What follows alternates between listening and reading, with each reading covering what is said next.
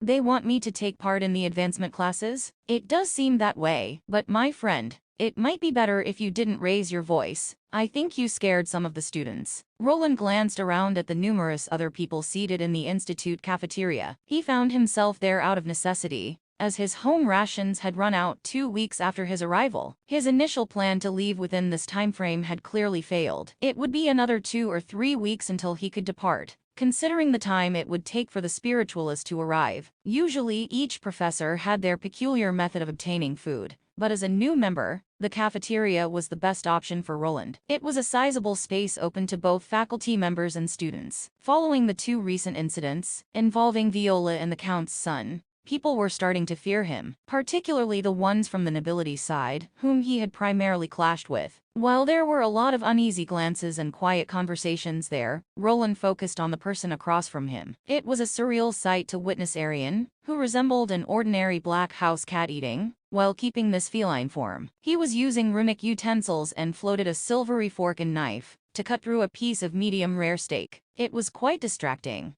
But eventually, he managed to pose a question, and this time in a more hushed tone. Going back to what you mentioned, they want me to join the students during the next advancement classes. Indeed, it seems that the other professors are expecting more from you. Isn't it grand? Grand, huh? Arian was quite happy about this turn of events, but Roland just wanted to be left alone. His recent actions were driven by a dormant protective instinct for his sister, something that he himself didn't quite expect, and it wasn't something that he wished to prolong. He was familiar with the concept of advancement classes, and if he agreed, he would have to leave the institute. Despite the likelihood of it taking less than a week, it would certainly disrupt and prolong his ongoing research. I've carried out my duties. I should be able to decline the order, right? You wish to decline? When Arian heard about Roland's intentions, he stopped eating. While it wasn't that simple to describe the emotions a cat was showing, it seemed that he was slightly concerned. You disagree? As Roland asked, his feline friend just nodded. Surely you will reconsider, think about all the benefits. Benefits? Huh. Indeed, you're still under a trial period, and not considered a true member of the institute, but this would be probably enough. Roland nodded as he was aware of the merit point system that was so popular in this academy. This system extended beyond students to also include teachers, a category he was now under. His recent enforcement duties had earned him some merit points, and successfully safeguarding students during a formal expedition would likely secure him additional privileges. Becoming a permanent member of the institute would grant him more privileges, one of which he was interested in. He would be able to use the teleportation gates as a means of travel,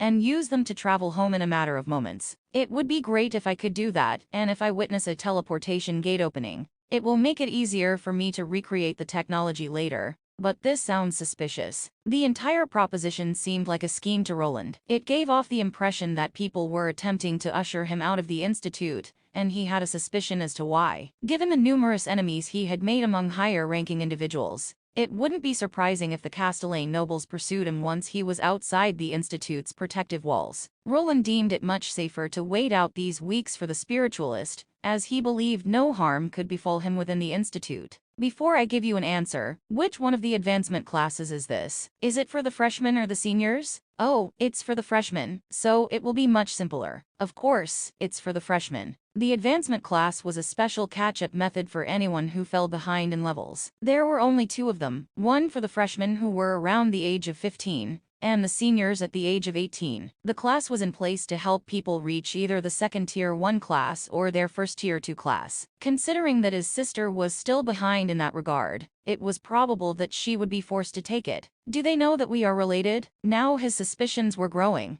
It was one thing if people were trying to get to him, but another when his sister was involved. The expedition seemed almost tailor-made to remove both him and Lucienne from the institute. Despite this, he doubted anyone was aware of his true identity. As an assistant professor, he still had some rights and could decline this mission if he wished, but it would set him back by some weeks or even months. Perhaps this was what his enemies were expecting him to be, someone who was trying to quickly move up in the rankings, someone who would not decline an opportunity to earn more credit points. The advancement classes promised a great number of merit points, as when something went awry, they would need to shoulder all of the blame. If any nobles were injured or killed during their watch, it would be disastrous, and the teacher could end up in jail or on the gallows. On the other hand, the freshman class was regarded as relatively easy and involved encounters with monsters, ranging from levels 25 to 50. Considering that he was a Tier 3 class holder, this would be a cakewalk. If I recall correctly, those classes take place at the nearby dungeon, correct? While there was a training facility with monsters on campus grounds, it was not used by students for leveling up purposes, or at least not the lesser nobles or the commoners. Instead, they needed to do it at a more dangerous location, which was the nearby dungeon. That's right, it won't take that long with the Institute airship, so you'll be able to continue your research and lecture the young minds in no time. There hasn't been that much work for my department in years. How wonderful. Sure, wonderful. Oh, now speaking of your research, there might be a way to hasten the process. Hasten the process? Do tell? While discussing the advancement classes, it seemed that Arian had recalled another issue, something that would make the trip a bit more advantageous. Remember that spiritualist you wanted to see? Yes, well, they actually live there. They live close to the dungeon? Not quite. They actually live inside of IT. They live inside of a dungeon? Indeed, I told you that they were a peculiar case. Are you going to go? Give me a moment. I have to think it through. Sure thing. But don't take too long. Other assistant professors would probably love to go too. Arian chuckled while finishing up the rest of his steak. Roland, when given this information, just remained silent. There were things that he didn't like about this situation, as from his perspective, this was an obvious trap. It wouldn't be strange to assume that sometime along the trip, he would be ambushed by someone. Either people hired from outside or perhaps members from this very magical school. It was impossible for him to trust anyone. Then there was also his sister, who could potentially be in the same boat as him. Given the notoriety of the Viola incident, there was a possibility that some students might attempt something against Lucienne. However, it would make the Castellane noble house look guilty if something befell her. Roland's father was a powerful military man, someone that even this house had to contend with. At this point, he was uncertain of how Wentworth and the Castellane patriarch would address this delicate issue. Even if the Arden estate was one a knight family under them, now they were nobles with their own rights. His old man had been gaining more accolades, and would not take such things while lying down. I don't think they would do anything too drastic, but the danger still remains. Then there is that spiritualist. He knew that there was a chance that the spiritualist would not even come to the mage meeting, as Arian had informed him that they occasionally missed it. Although there were alternative methods of researching spiritual energy, seizing the opportunity to consult with the spiritualist appeared to be the fastest route. If all things went according to plan, then he would have an answer to his Phantom Mana question. It would allow him to transition from the theory phase to practical tests, something that he was slowly building up to. Ugh. Ha, I know that grunt. I knew that you would join it. You're a true researcher at heart. There is no reason to put things off when they are right before us. Just reach up and grab the opportunity when it presents itself. Ah yeah, sure. How much time do I have before we leave? Think you have 3 days. For some reason they really rushed this class forward. It was supposed to be taken next month. I wonder why, Roland replied in a mocking tone while taking small bites from his plate. It was quite uncomfortable to hide his face under his helmet while eating, but he made it work. Luckily, no one dared to interrupt him, and eventually after his talk with Arian, it was time to leave. I have to prepare for all occasions. Over the next few days, Roland made preparations for the upcoming advancement class. He visited the forge to make some adjustments to his armor and golems. Packing food that would last him for several weeks was important, as going to the dungeon could always go awry, just like it did with Robert. As the departure day drew near, he found himself waking up early and calling his wife, who, as before, reassured him that everything was fine. Be careful and come back soon. I will. If everything goes right, then I should be able to get back in a week or two. Both of them chuckled as they knew that his luck was not the best. After finishing his small chat, he made his way to the designated meeting point for the advancement class. The airship that would take them to the dungeon was already waiting, and he could see a mix of students and a few other assistant professors gathering. It wasn't as big as the one he used to get here, but it was quite decent. The bow was crafted entirely from wood, and featured an interesting implement at the top end. At first, Roland thought it might be a bowsprit with a unique figurehead. However, upon closer inspection, it became evident that the section was in motion, and resembled something similar to the wings of fairy creatures. These wings complemented the sails, which themselves bore a resemblance to larger insect wings. When there he noticed a few familiar faces. One of them was Master Rathos, the vice-headmaster, and second in command of the institute. This man at a glance seemed like the gentle grandfather type, but he was still a powerful mage, perhaps the second most powerful one in the whole academy. Although the headmistress possessed greater individual power, this man had more connections within the institute. Yevena Arvandus was seldom seen, which led many to consider Rathos the true decision-maker of this place. Ah, Assistant Professor Wayland, glad you could make it. With you around, I'm sure everyone will be at ease with this year's advancement class. Rathos greeted Roland, who appeared wearing his enforcement department robe. This man was in a sense his boss, so he decided to at least be cordial when responding. Thank you, Master Rathos. I'm just doing my job and will ensure the safety of the students. With such an outstanding mage like you, I'm sure everything will be fine. The man smiled and walked to the side. Rathos was not here to come along for the trip, but to make sure that they left with everything. Besides Roland, there would be 2 other mages of Tier 3 variety. These 2 were probably the people he had to look out for the most. First was an assistant professor who was part of the same department that Delaware came from. While he couldn't scan his status screen to check for his strength, he was probably a Tier 3 mage who focused on elemental magic. He was not here yet, but this man would be the de facto leader of this short expedition. The second was a female mage who on the outside looked like a woman in her early 30s. She had arrived not long after he made his appearance, and was followed by a large feline creature. The creature seemed to be either her familiar or a summoned beast. Its fur was light blue with black stripes, and the horn on its forehead was probably used for spellcasting. It was quite similar to Anais, someone that he wished was with him during this trip. To his surprise, the woman in question noticed his arrival and turned towards him with a smile. She headed his way with a large tiger trotting next to her, and scaring some of the students who were now arriving. After she arrived, he was able to take a better look at her appearance. She donned a somewhat long yet form-fitting robe that actuated her rather endowed proportions. Her eyes were a piercing shade of green, and complemented her brownish medium-length hair nicely. Her meticulous appearance suggested a considerable level of care for her looks,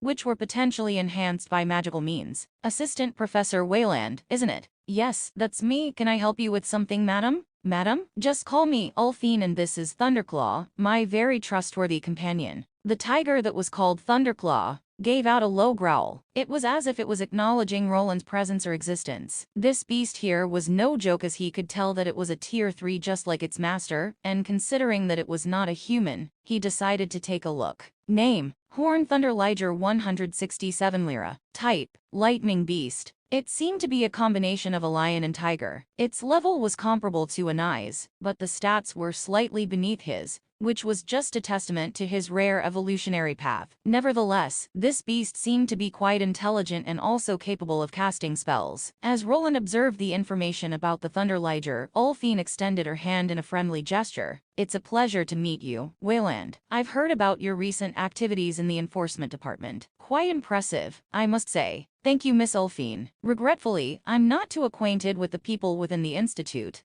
I have not been here for too long. Oh, that's fine. If you don't know something, just ask. She chuckled while giving off the air of someone easy to talk to. As he was introduced to this new person, other people continued to arrive, Lucienne and her 2 dorm friends being among them. He could see his golem trotting behind them with a light greenish coloring. Name: Lucienne Arden, 15 lira. Classes: T1 Mage, 15 lira. Name: Adasuna, 17 lira. Classes: T1 Mage, 17 lira. Name: Marlene, 14 lira. Classes: T1 Mage, 14 lira. All of their levels were fairly low, but it wouldn't take long to reach the 25th one. To the sides, he observed boxes being transported towards the ship, containing items intended to aid in the students' leveling. While their methods weren't drastically different from his, they weren't as efficient. As the preparations continued, Roland found himself thinking about the upcoming journey. He had the dual responsibility of safeguarding his sister, while also keeping an eye on everyone else. Besides the woman and the leader who hadn't arrived yet, there were separate individuals he needed to be wary of. Knights from the nearby academy would join them at the dungeon, and they were a potential threat. Nonetheless, his primary objective was to reach the spiritualist, and bring an end to his teaching life once and for all. I would like to officially inform all my readers that I have started writing a new story called Heavy Metal: A Monster Evolution Literature. You can probably figure out what it's about from the title, and hope you give it a try. If you like Runesmith, then I think that you will enjoy it as well. There aren't that many chapters out yet, but I hope you all follow it for later, and if you are inclined to,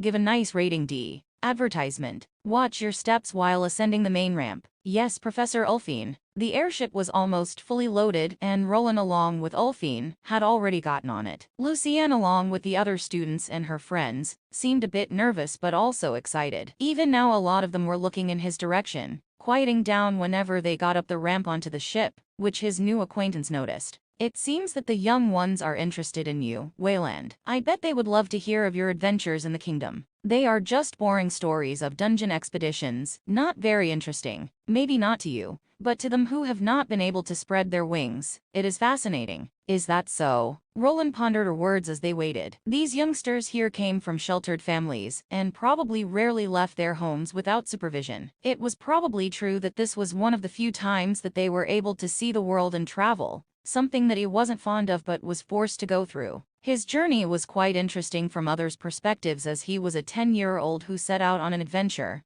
and became rich and powerful to an extent by his own volition. Almost all of the kids here were around the age of 15, and it reminded him of his school days. They were similar to kids at the ending stages of middle school and the beginning of high school. He somewhat recalled thinking that he was almost an adult at that age. Regretfully, it was nothing but wishful thinking. Even after he reached his 20s, becoming an adult still felt far away. Hey, isn't that the full mithril professor? Yeah, if he is here then we probably don't have anything to worry about. I hope we see him kill some monsters. I heard that he is an active adventurer too. Do you think he ever fought a dragon? A dragon? Those things are tough, so probably not. But maybe a wyvern or a drake? Roland forced himself to look away from the gossiping children. Whenever he glanced in their direction, they would flinch and quiet down. However, it seemed that at least among this group, he had garnered a good reputation. Even though they were apprehensive about him, they didn't seem that unhappy about his presence here. This was most likely due to the origins of these people, who didn't come from higher houses of nobility. This advancement class was designed to help youngsters who were behind in their leveling. Wealthy merchants and nobility could pursue such endeavors on their own time and in a safer fashion. The group here consisted mostly of commoners, kids of rich merchants, and lesser nobility, which also included knights or adventurers, who had enough money to pay the steep tuition. Everyone who was above them in status usually saw these classes as beneath them and not something they should partake in. Even while he wasn't facing anyone and looking into the distance, he could still observe everything happening on this ship. The small spiders he had taken on this trip would act as his monitoring system. He could see and hear every one of the students. He aimed to see if anyone harbored animosity toward his sister and was up to no good. Luckily, without any higher nobles or even ones in middle positions, everything seemed fine. Eventually, the airship's engines hummed to life to signal that they were ready to depart. The missing leader was a bit late, but he finally arrived when it was time to take off. He was an elementalist at Tier 3, and would be the leader for this trip. To Roland's knowledge, this man was on good terms with Delore,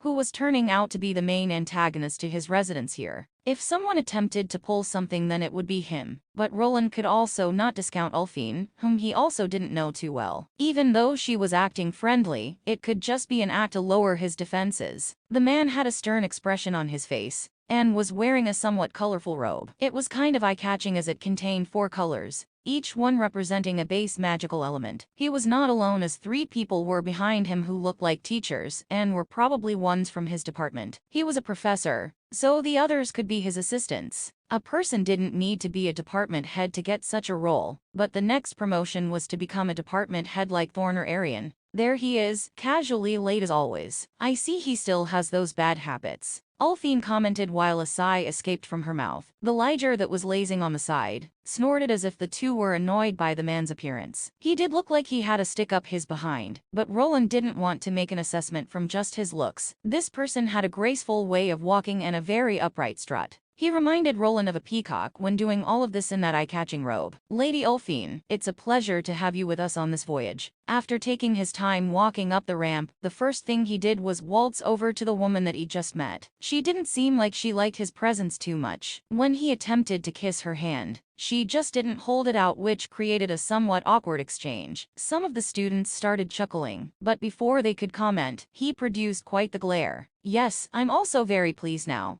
let's just get on with it, Professor Ernest. The seemingly annoyed Ulfine responded and started walking away. Ernest didn't seem too shaken by her demeanor, but instead, he even seemed quite content. His face was rather handsome and more on the feminine side. His hair was long, covered his left eye, and multicolored to seemingly match the elements on his robe. Of course, Lady Ulfine, with your expertise and guidance, I'm sure the classes will pass by smoothly and on time. Roland observed the interaction with a raised eyebrow. It was certain that these two had some sort of history with each other, or that perhaps the man named Ernest just fancied her. One thing was clear though. He didn't seem to like Roland too much, as he wasn't offered much of a greeting, besides a nod and some words. You must be the new assistant professor. You might be new, but please try to keep up. It was quite a rude introduction, but he kept himself from replying. It was better to just be silent than garner more animosity from this person. The man exuded a certain air of arrogance that he didn't want to be too close by. After this introduction,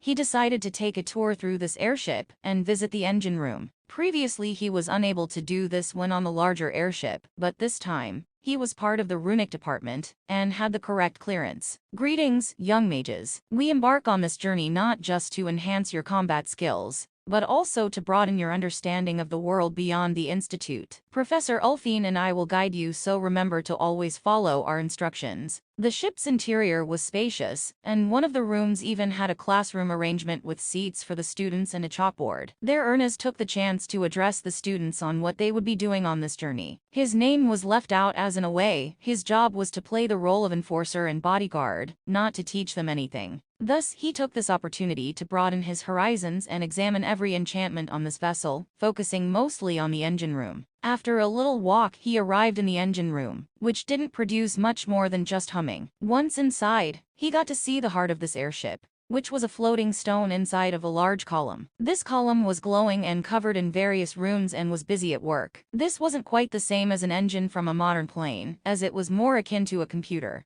It had two functions. One was to float the ship up with the help of the levitation stone inside, and the other was to manage other magical energies that would produce thrust. In this case, magic winds would blow at the ship's sails or block them out whenever the natural air currents were too strong. On the upper deck, there was a regular ship crew that worked similarly to regular sailors. They had a slightly easier job as everything here could be assisted through magic. There were some engineers here who were watching the various dials and measurement devices. They needed to make sure that everything was in order, and that there were enough magical energies present to keep this ship afloat. With the help of a control console, they could adjust the output of various magics. The helmsman would communicate with this engine room and decide if he needed more juice in the sails, or if they needed to encase the ship in a magical shield to block them out. Oh, aren't you the new laddie from the runic department? To his surprise, Roland encountered a dwarf from his own department. He didn't catch the name of this person previously, but he remembered his face from the forge. It seemed that these individuals were spread thin and even utilized as workers in something like this airship. Ah yes, keep up the good work. I'm just passing by,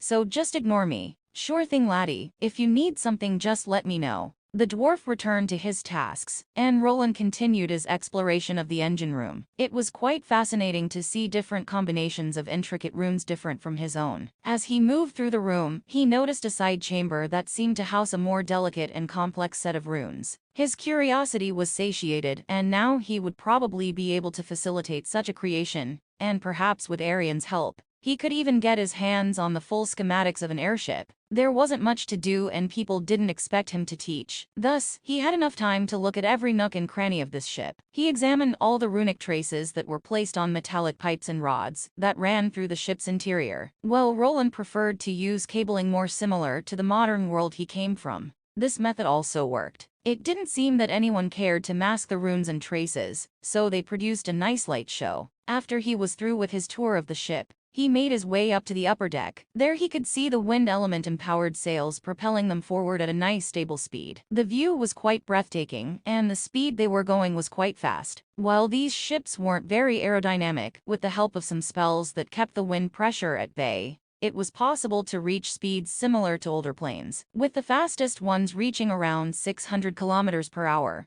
which was not even close to the speed of sound jet airplanes could go. When he was up here, he also contemplated the situation he and the students were in. This wasn't the only way of traveling, as the mage towers had teleportation gate technology. To his knowledge, the city near the dungeon had one of these gates to make it easier to travel, but it was only accessible to more influential people, which they were not. Just like before, he was reminded that status meant a lot in this world, and that he needed to be careful after they landed. Soon the journey was underway and everything was going smoothly. He spent the day familiarizing himself with the ship and the rest just loitering around. There wasn't really much to do, so he just pondered some theories from books that he read while contemplating the relationship between mana and spirituality. The person that he was supposed to get those secrets from lived within the dungeon, and he would have an opportunity to meet them. While he had left a positive impression on the students, no one really attempted to approach him. Lucienne, with her two friends, spent their time chatting and playing with his spider, but it was probably awkward for them to strike up a conversation with a scary Tier 3 adventurer. Ulfine spent the 1.5 days of the trip trying to avoid Ernest, who seemed to want to get closer. Many times did he see him flinch at the Thunderliger, who continued to growl whenever he got closer. Eventually, they arrived at their destination, where they would be carrying out the advancement classes. It was a city of similar size to Albrook, who seemed to have also profited from being built close to a dungeon. Its name was Hazelfront, and was characterized by its high walls and forests of chimneys. While it wasn't quite freezing cold here, the air was rather chilly. The airship gracefully descended into the city, landing rather gently and without any issues. The whole area resembled the Institute's magical architecture and was walled off from the rest of the city. When they were descending, he could see the perfect circle it created, and after they landed, magical branches clung to the ship to hold it in place. The top over them was enveloped in green leaves that formed a sort of barrier over the whole ship. He could feel mana pulsating, and he could sense various defensive spells in place. The students, many of whom had experienced the thrill of their first airship journey, disembarked in a rather cheerful mood. Roland waited for their leader to disembark first, and soon followed from behind, while keeping his eye on everything. This was a new place with new uncertainties. "Everyone gather up. Is everyone accounted for?" Ernest asked one of his assistants, who quickly performed a recounting of all the students. "Yes, sir, every student is present." "Wonderful. Let us seek out the inn. Then we will spend the night there, and then journey to the dungeon in the morrow." After all the students were gathered, they all headed out into the city. The port here didn't seem to be open to the public, but only acted as a spot to transfer the institute students. To Roland, who was quite the capitalist, this did seem a little wasteful. However, considering how much the tuition fee was, this was probably covered all by the students. Once outside the personal ship port, they arrived at a new location where some armored men were waiting. This was expedited as this was a joint operation, and youngsters from the nearby Knight Academy were here. The job of safeguarding these kids was taken very seriously, as there was also a Tier 3 Knight Commander level leader here. Together with the mages, that made it 4 powerful individuals, with Roland included. Name: Thomas Marshman, 184 lira. Classes: T3 Sword Champion, 34 lira. T2 Advanced Sword Knight, 50 lira. T2 Sword Knight, 50 lira. T1 Squire, 25 lira. T1 Warrior, 25 lira. While it was improper to identify any mages from the Institute,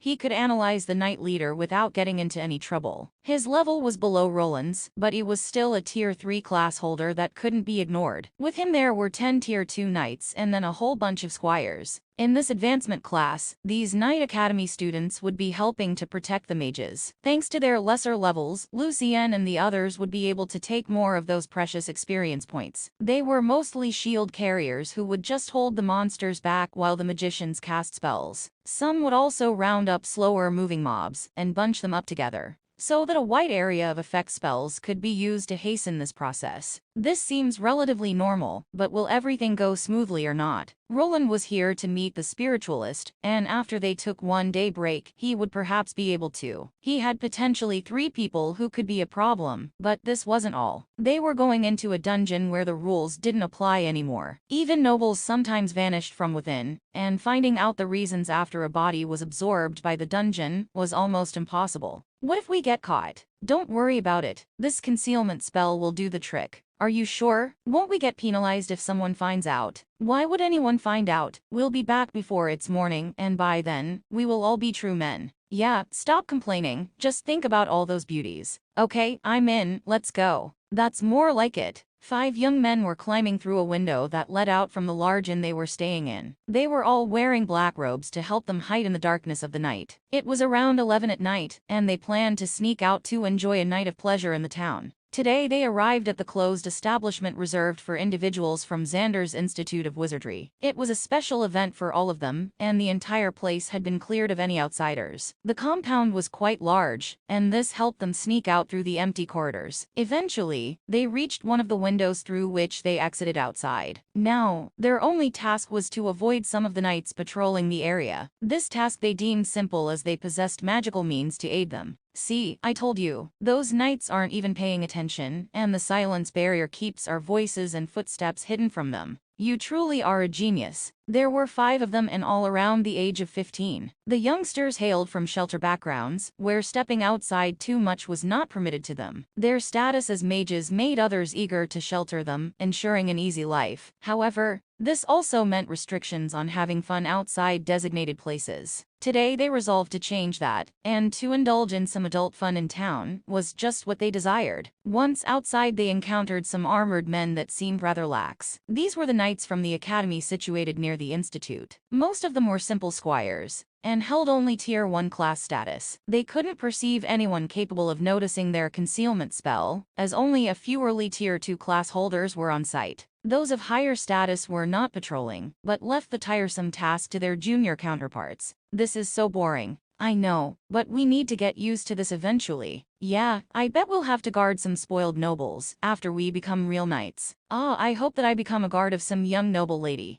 That would be grand. As they were sneaking by, they stopped by a nearby tree. This inn had been created for nobles and rich merchants. It has an extensive backyard with a large garden with a pond and flowers everywhere. There were certain places they could hide behind, so they waited for the patrolling guards to pass. Soon, they intended to make their way over to the 3-meter-tall wall that they would climb over. They could already see themselves out in the streets of Hazelfront, with the red light district being their main target. Hey, wait! What's wrong? Did you get cold feet again? No, look there. What is that? Huh. The 5 were one step of getting out of this place, but before they could climb over the 3-meter-tall wall, one of them noticed something. Right on top of that wall, something was sitting. It was gently illuminating the place with a red hue that was being exuded by a circular orb that made up its eye. After a moment the others also noticed its presence, but it was already too late. Wait, isn't that one of those golems? Right as the leader spoke, a large amount of light expanded from within this orb that was in actuality a golemic eye. Before the 5 a small metallic spider stood,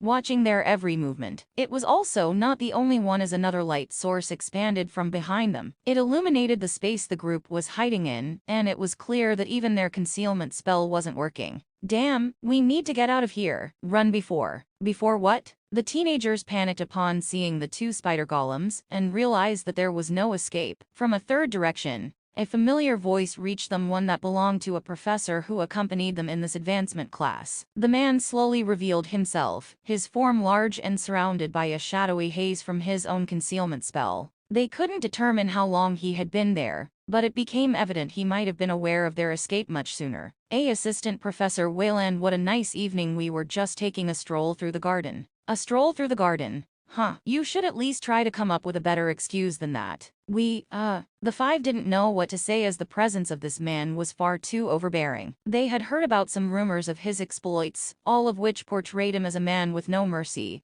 someone who only followed the institute rules. Soon he was in front of them, looking like some kind of monster from within the dungeon. Just be quiet and come with me. Yes, sir. The 5 slumped their heads, but knew that it was better not to argue with someone who wasn't afraid of going against high nobility. They soon found themselves walking through the garden with the squires and knights looking at them with anger. The walk back felt rather long and nerve-wracking. Soon they arrived at the entrance of the inn, where they were greeted by other faculty members from the institute. As they entered the inn, the atmosphere became tense, and the other students who were still inside stared curiously at the troublemakers. Professor Ulfine was there already waiting for them, and so were many other people. The other students started chuckling the moment they saw the 5 walk back inside with their heads slumped down. This is going to cost you a lot of merit points. Now go back to your rooms. Yes, Professor Ulfine. It seemed that everyone had already been informed about their sneak-out attempt. It was quite a walk of shame back to their rooms, which were then promptly locked behind them. While they weren't punished directly, They could only imagine what would happen to them once they were back at the institute.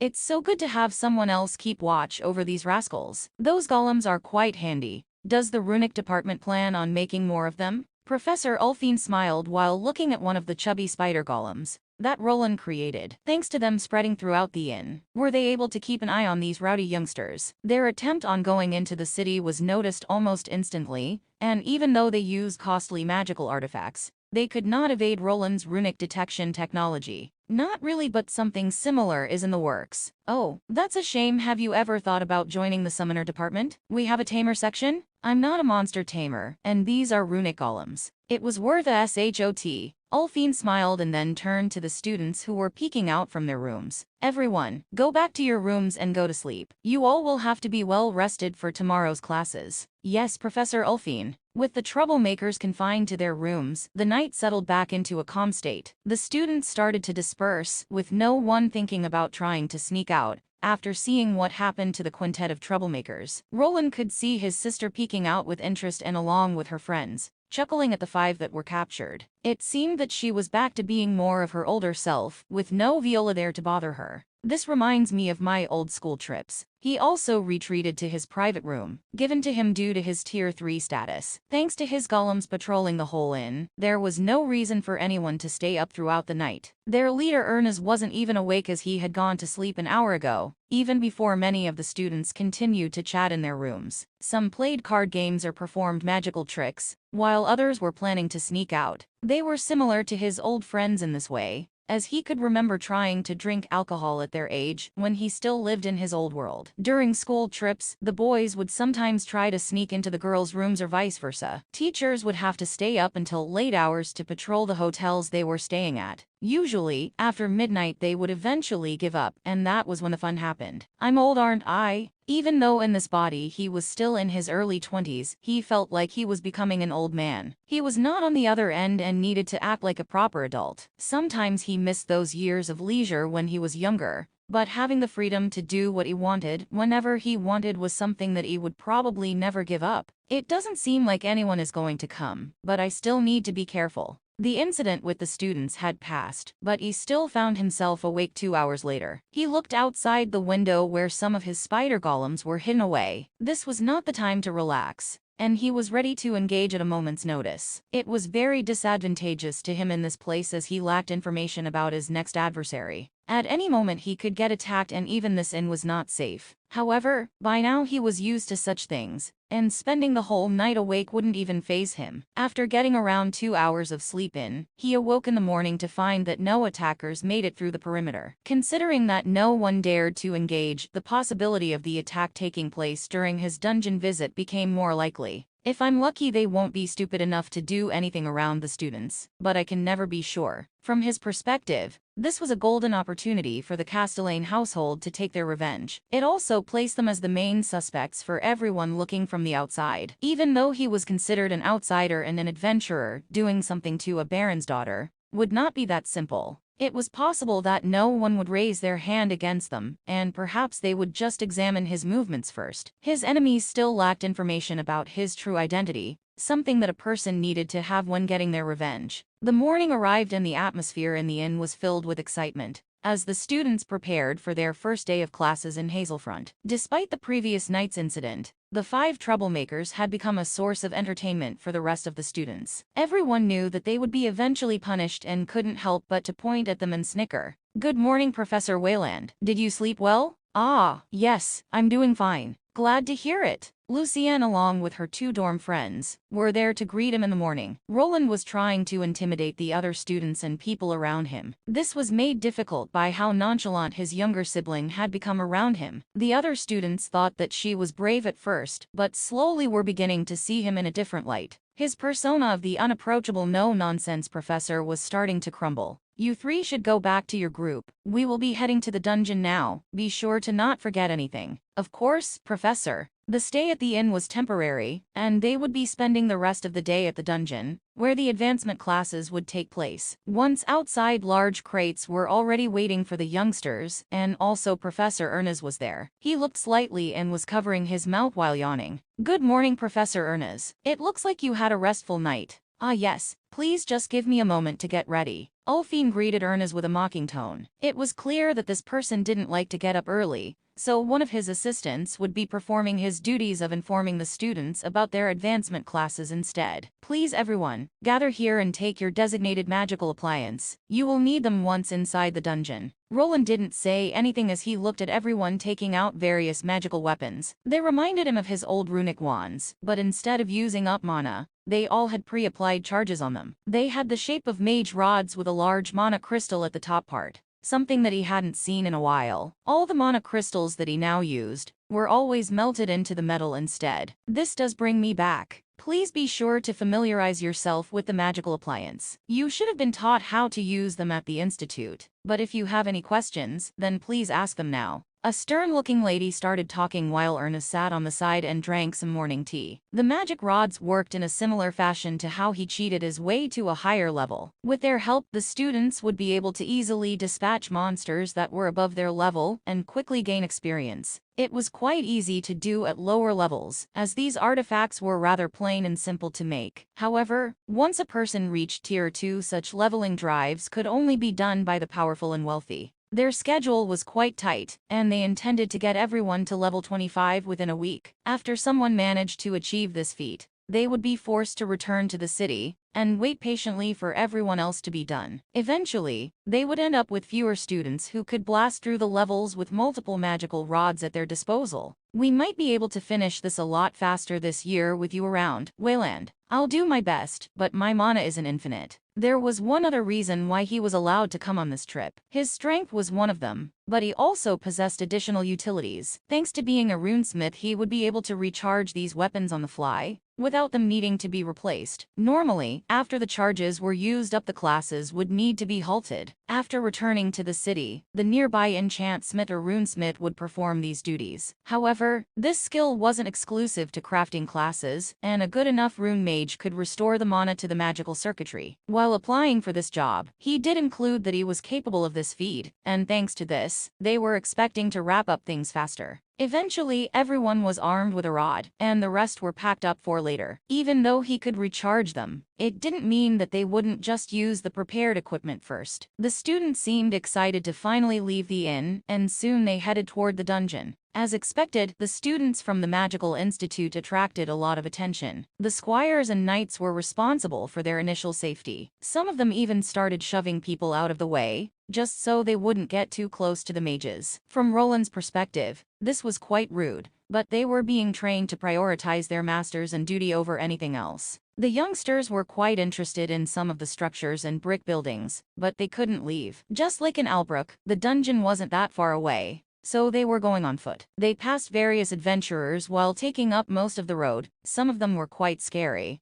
which caused some distress to the youngsters. Finally, after about half an hour, they approached the entrance of the dungeon. A massive stone structure awaited them with a grand archway leading down. Listen up, everyone. We will be entering the dungeon now. Remember your training, stick together, and follow the instructions of your assigned leaders. We'll be only exploring the first level of the grand dungeon, so please don't get lost down there. Yes, Professor Ulfine. Finally, they were here, and this was when the advancement classes started. Roland wasn't sure what to make of things, as once they went down, then all hell could break loose. There were many adventures here and also below. He did not know who he could trust. Nevertheless, the spiritualist was down there, and eventually, he would have the chance to meet them to complete his research. So this is it? Reminds me of my first dungeon, but it's even larger. Roland looked out into the distance where he saw a somewhat gloomy scenery. They had followed a wide set of stairs down and arrived below ground, where the air felt cooler and the atmosphere thicker. The entrance led them to a vast expanse filled with gloomy trees, fog, and gloomy swamplands. The swamp area seemed to stretch endlessly in all directions, with twisted trees and murky water, making it difficult to discern any clear path. The low visibility and eerie silence added an unsettling vibe to the surroundings. Professor Ulfine took the lead and confidently guided the group towards the entrance of this large dungeon. While it was hard to see an ending to these swamps, they were still underground and surrounded by rocky walls. This place was quite large, but it was not endless. However, the low visibility could cause people to lose direction and end up wandering for many days. Those blue lights in the distance, those must be the will-o-wisps. While the students were taking in the sights and shivering from the drop in temperature, He took his time to look around. This place was apparently filled with low-level spectral monsters like the will-o-wisp. The spiritualist professor that he was looking for resided in this place, and he needed to find them before the advancement classes were over. The monsters here were rather trivial, and there was no reason to even fear specters. There was a good reason why a mage academy was built near this particular dungeon. While people with regular battle classes would find it hard to damage these beings without special weapons, this wasn't the case for mages. These specters were quite susceptible to spells and other attacks backed by mana.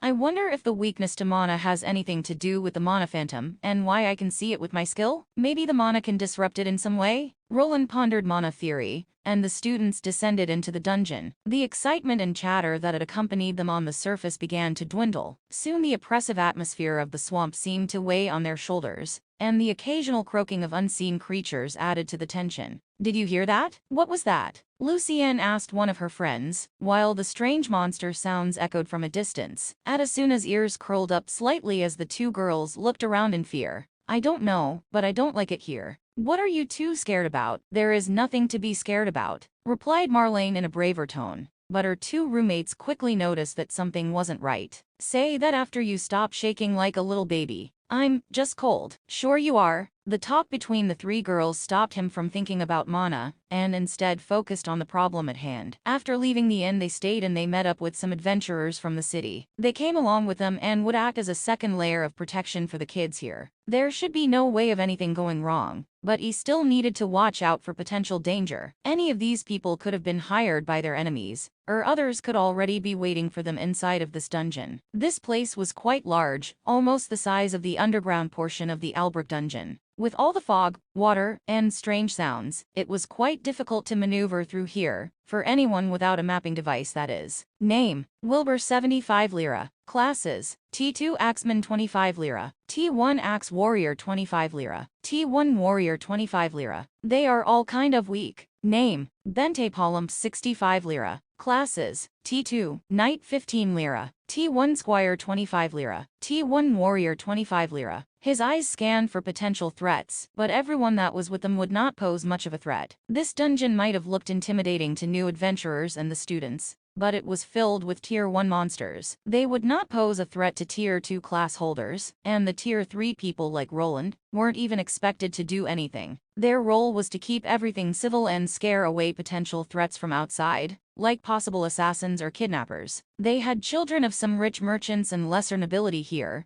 and they were also mages who were quite rare. In this world where classes mattered the most, they were an important human resource. During times of war, they were moving siege weapons that could produce devastating spells and tip the scales in the country's favor. This was enough to make some of them a target for slavery, and many countries salivated over the prospect of having a battalion of slave mages. While a single powerful mage could produce devastating magical power, their true worth lay in combination spells. Just like with runic creations, it was possible to enhance and enlarge existing magic. It was simply named war magic or siege magic, and could only function when multiple mages worked together. These spells were slow, but allowed even lesser mages to produce spells that were comparable to spells of higher tiers. The kingdom put a lot of importance on these mages learning these spells. Even his sister was already trained in the theory, and had been probably practicing the chants with the others. Today's advancement classes weren't only about gaining levels, but also to give the youngsters moving targets to practice on. Everyone get ready. After the adventurers lure in the monsters, you will perform the lesser mana burst spell. Remember to concentrate on the markers. After they had gathered at the entrance to the first dungeon floor, Professor Ernest gave a little speech to the students. They were to perform the simplest siege spell together. There wasn't really a limit to the number of casters, so all of them would do it together. They would all channel their magic towards a conduit, which was, in a sense, the most important part of the spell. Well then, who should we choose as the conduit? Any volunteers? Professor Ernest asked the 40 or so students,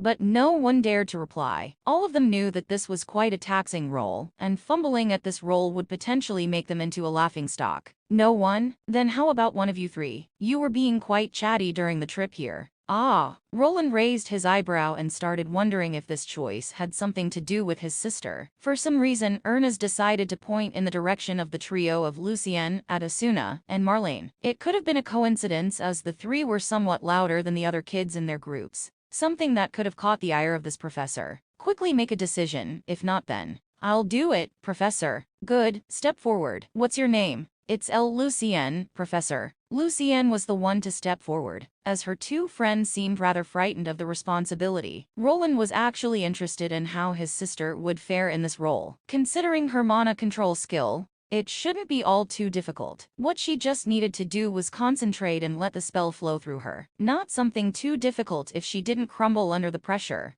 Good, Miss Lucienne, please assume the position of the conduit in the formation. I hope you are aware of where that is. Ah, why yes. Everyone else, take up your spots. If you take too long, your merit points will be deducted. Yes, Professor. She was quite nervous, but Roland couldn't help but smile under his helmet when seeing his sister fumble around. The other students weren't any less nervous about performing under pressure. Some of them even tripped and fell to the ground when trying to get in position. Watch your footing. We are in a swamp, so the soil will be covered in mud. Professor Ulfine chimed in while using some spells to help the fallen students up to their feet. The others started laughing at the boy who fell as their face got covered in mud. The atmosphere was rather cheerful among the people here, something that Roland hoped would continue until everyone managed to get to level 25. Nothing seems out of place. Maybe this will turn into a normal lesson in the end. He kept his eyes open along with his multiple mines. Some of his spider drones had already begun spreading out into the dungeon while using stealth. This dungeon had a B rating, which meant that some tier 3 monsters existed in the lower levels. It complicated things as platinum rank adventurers resided in this city and could pose potential threats to him. While he wasn't afraid of platinum adventurers, his enemies had resources to make it difficult. Horned Swamp Toad 11 Lira. While looking around the area, he spotted the main monster of this level, a horned toad. These monsters were a lot larger than regular toads and had a layer of armor on their upper body. They had 2 horns on top of their heads, which they used as their main form of attack. Usually, these creatures would wait in the shallow waters and then attempt to launch themselves at the adventurers. Their legs were powerful and allowed them to jump quite far. Their initial attack is strong, but after you dodge it once, then they are easy to counter. All of the dirty work of luring the monster toads was done by hired adventurers. They would allow the monsters to launch themselves in their direction and let them chase them around. These toads were not poisonous, so after a few headbutting attempts it was safe to pick them up. Once transported to another location, they would lie dormant and only attack if someone got into range again. The perfect area of effect farm. They are slow and won't move out of the designated spot after being moved around. Roland could tell that some thought went into setting up this advancement class, and made him wonder what type of creature they picked for the harder version of this class. It piqued his interest as on the lower floors a lot of poison could be found, as well as undead zombies and other unsavory creatures. Let us begin then. Focus the spell on the marker. Eventually, a large number of toads made their way to the designated spot, which was a large tree. Around this tree, he could see a red cloth that had been tied previously by one of the hired helpers. This cloth was there to help the conduit caster focus on something while channeling the spell. His gaze fell back to his sister, who was in the middle of the siege spell formation, acting as the focal point of the spell. Lucienne took a deep breath, and her hands trembled slightly as she concentrated. The air around her crackled with magical energy, as the students around her channeled their mana toward her who was the conduit. Above her head, a swirling blue mist started to appear which began surging towards her body, with which she needed to control it. Remember, precision is key, and don't forget to vocalize the spell and synchronize your breathing with each other. Source of all magic, heed our call. There they go, just like me in the old days. He could hear the kids chanting the spell in unison. It was as if they were a choir in a church. As the students continued chanting, Lucienne's focus intensified. The swirling mist above her head gathered and condensed into a radiant blue ball of energy. The students who were now synchronized in their chanting let their mana be guided towards the conduit, whose job was to aim the spell towards the designated target. Awaken the power within. Let it flow through our veins. Roland was watching the display from the side and flinching a bit at the wording. Even after all this time, he could still not get used to the way the chanting worked in this world. The words just sounded over-dramatized and corny. However, there was power within those words, and the power that was being produced was no joke. With this amount of mana, they would probably be able to defeat a tier 2 monster, if they could hit it though. The air crackled with energy, and the blue ball above Lucienne's head grew brighter. Even the adventurers hired to lure the toads watched with curiosity, as they only had limited exposure to mages. Roland observed the formation with interest as it was a novel event even for him. With the help of his skills, he started to identify some similarities to rune casting, and how he enhanced some of his self-created spells. I guess runes are just an emulation of spell casting, but emulation doesn't mean that it's inferior. He started recalling old console games from his youth which he played with the help of emulation. These emulators ran with the help of his computer,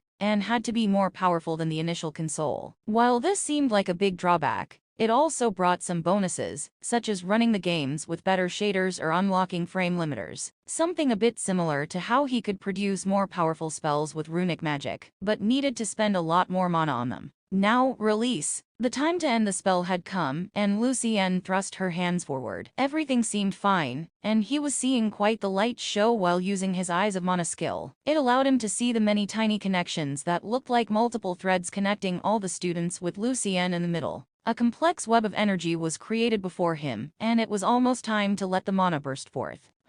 However, a problem arose during the last major part of the spell. It was when the connection from the other mages was ending, and the spell would be in Lucienne's hands by itself. There was a few seconds for her to toss it at the target. If she didn't, there was a chance of the mana going berserk and exploding. It was not something that happened often, not even a mid-battle without some interference from outside, that is. Roland, who had activated his special eye skill, saw something, a phantom of mana shooting into the ball of raging mana. He instantly knew that this was foul play, and that he needed to act now. Without saying a thing, he charged forward, his armor under his robe lighting up with various runic symbols. Hey, what are you doing? There is no time, that spell is going to go berserk. Professor Ulfine reached out with her hand towards Roland, who charged towards the students. Her question was answered quickly as she now felt that something was wrong with the siege spell. The mana orb above Lucienne's head started shifting around and crackling with magical energies that were ready to explode. The other students, adventurers, and even Professor Ernest finally noticed the sudden change in the atmosphere. Murmurs of concern spread through the group as they watched Lucienne struggle to control the surging mana. The other students were also close by, and panic started to set in. They knew that if this spell were to go berserk, they would be unable to get out of this in one piece. How could this be? Ernest panicked but was a bit slow on the uptake. It seemed that the deterioration had been quickened, and performing a shielding spell would be too slow. The deterioration process is too fast. Thunderclaw. Ulfine noticed it too, and quickly tried to order her tame beast to put its body at risk to protect the students. However, she also noticed that there was no need for this, as someone else had already arrived at the scene. Roland had moved before the others had even begun to notice that something was off, and stood right in the middle of the formation of the students. The explosion rocked the swamp dungeon, and caused a shockwave that sent ripples through the murky water and twisted trees. The force of the explosion knocked by the adventurers close by, along with some of the knights that were attempting to charge in to save the young mages. All of them were late, but as the dust settled and magical energies faded away, all the students involved in the spell were still standing. Amid the group, the new assistant professor stood. His magical energies created multiple small shield bubbles to protect each and every student,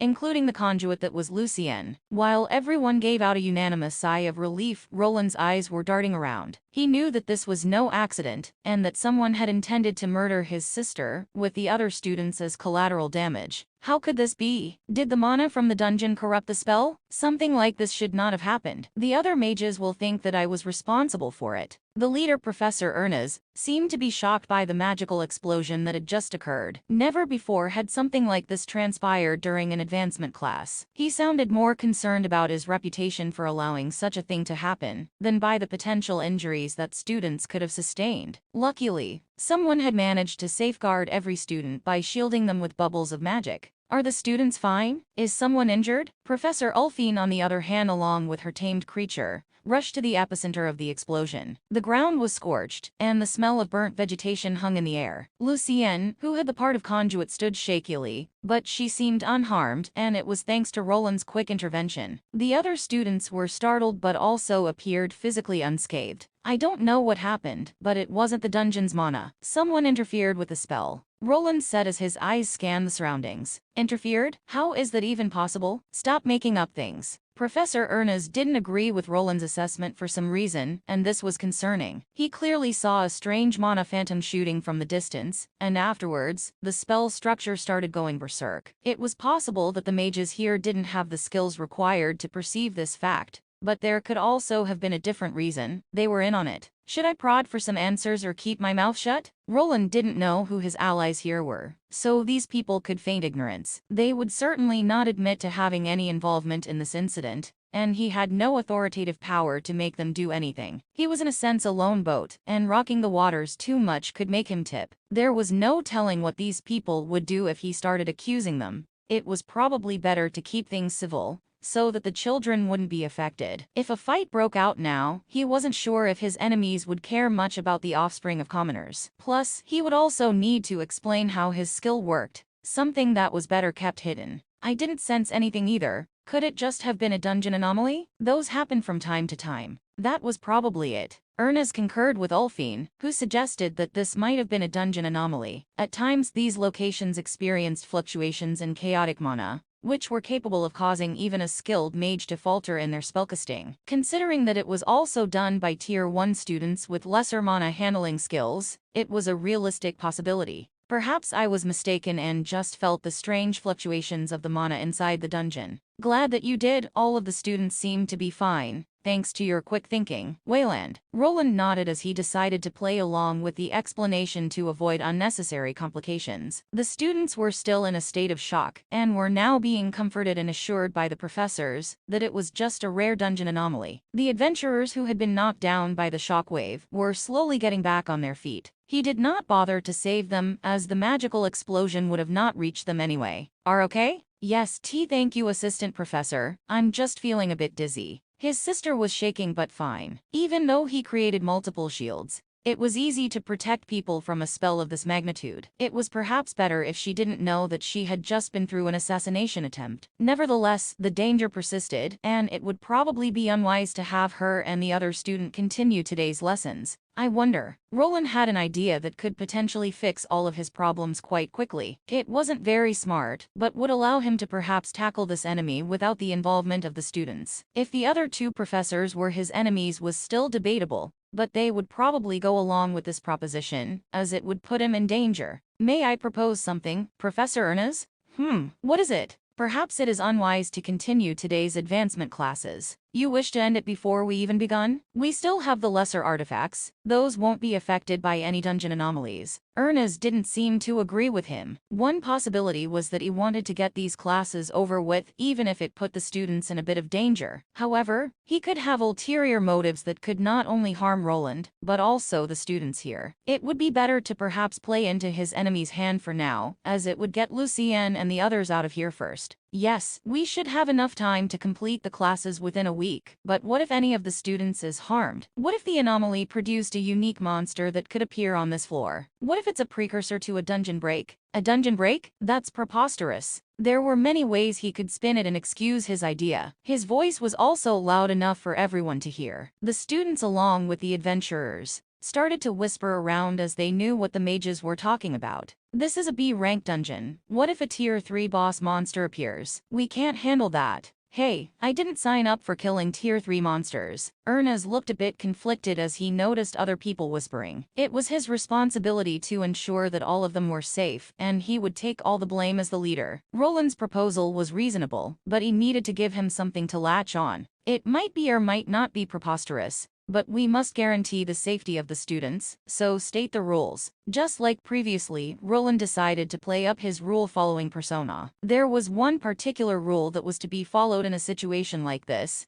and he was hoping that Ernest would allow him to proceed with it. Thus, I propose that we remove the students from the dungeon temporarily while I investigate the matter of the anomaly. You wish to investigate the anomaly? That's right. The Institute directive states that any abnormality or anomaly that could potentially endanger the lives of students should be thoroughly investigated by a faculty member. We must know it is our duty to ensure the safety of the students. Ernest was taken aback by his words, while Ulfie nodded from the side. It seemed that she at least agreed with his assessment, but he couldn't erase her from his suspect list just yet. I suppose it does make sense, but who will? Let me. You? This was the crux of his plan and what he wanted, to be left alone in the dungeon, while the others retreated. After proposing himself for the investigative role, he attempted to read Erna's expression. The man seemed to ponder for a while before coming to some kind of decision. Safety first, fine. Assistant Professor Wayland, you may proceed with your investigation. I will take the students back to the city until the situation is resolved, but you must finish within a day, not an hour more.